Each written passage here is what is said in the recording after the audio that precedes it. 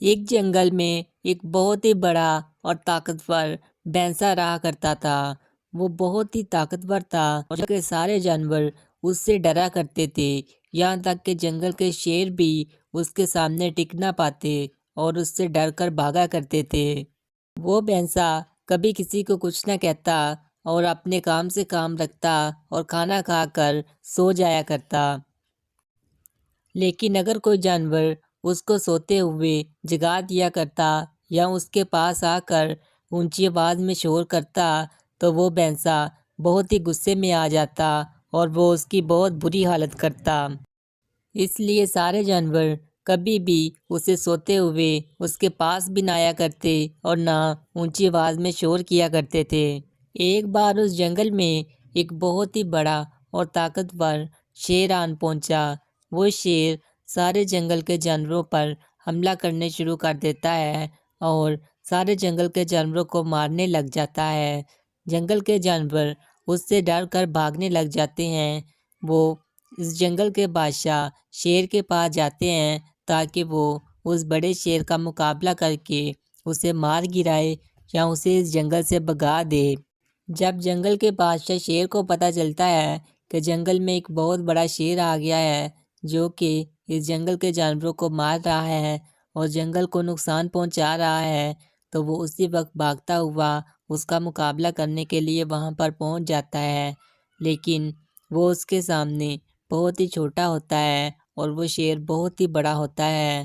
شیر اس سے لڑنے کے قابل نہیں ہوتا، پھر بھی وہ اس سے لڑنے کی کوشش کرتا ہے، لیکن وہ بڑا شیر اسے ایک زوردار پنجہ مارتا ہے اور وہ شیر بہت ہی دور جا کر گرتا ہے اور زخمی ہو جاتا ہے۔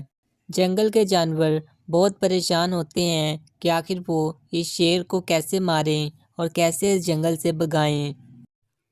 اسی جنگل میں ایک سمجھدار گھوڑا بھی رہا کرتا ہے۔ اچانک وہ گھوڑا ان جانوروں سے کہتا ہے کہ ہم سب تو چھوٹے ہیں اور اس کا مقابلہ نہیں کر سکتے، لیکن کیوں نہ اس بڑے شیر کو ہم اس بھینسے کے پاس بھیجیں۔ اگر وہ بھینسا سو رہا ہوگا اور یہ اس کے پاس جا کر شور کرے گا تو وہ بھینسا ہی ہے جو کہ اس کا مقابلہ کر سکتا ہے۔ سارے جانور گھوڑے کی حمایت میں بولتے ہیں اور کہتے ہیں کہ انہیں یہ کوشش کرنی چاہیے۔ بھینسا جب اپنی غار میں سویا ہوتا ہے اور جنگل کے جانور یہ دیکھ لیتے ہیں تو وہ فوراً بھاگتے ہوئے اس بڑے شیر کے پاس جاتے ہیں اور وہ گھوڑا اس شیر سے کہتا ہے کہ ہمت ہے تو آؤ، مجھے پکڑو اور میرا مقابلہ کر کے دکھاؤ اور مجھے مار کر دکھاؤ۔ اس شیر کو بہت ہی غصہ آ جاتا ہے اور وہ بھاگتا ہوا اس گھوڑے کا پیچھا کرنے لگ جاتا ہے۔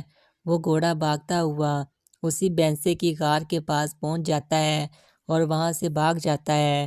وہ شیر وہاں جا کر بہت ہی اونچی دھاڑنے لگ جاتا ہے جس سے کہ اس بھینسے کی نیند خراب ہو جاتی ہے اور وہ اٹھ جاتا ہے۔ جب بھینسا اٹھ کر دیکھتا ہے تو اس کے سامنے ایک بڑا شیر کھڑا ہوتا ہے۔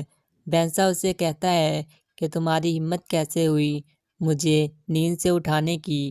کیا تمہیں پتہ نہیں کہ مجھے نیند سے اٹھانے کا انجام کیا ہوتا ہے؟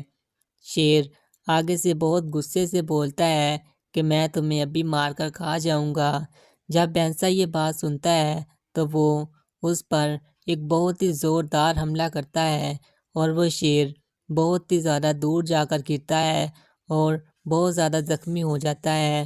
وہ چلنے کی کوشش کرتا ہے لیکن اس سے چلا نہیں جاتا اور وہیں پر گر کر مر جاتا ہے۔ اس طرح جنگل کے جانوروں کی سمجھداری کی وجہ سے ان کی جان بھی بچ جاتی ہے اور ان کا جنگل بھی بالکل محفوظ رہتا ہے۔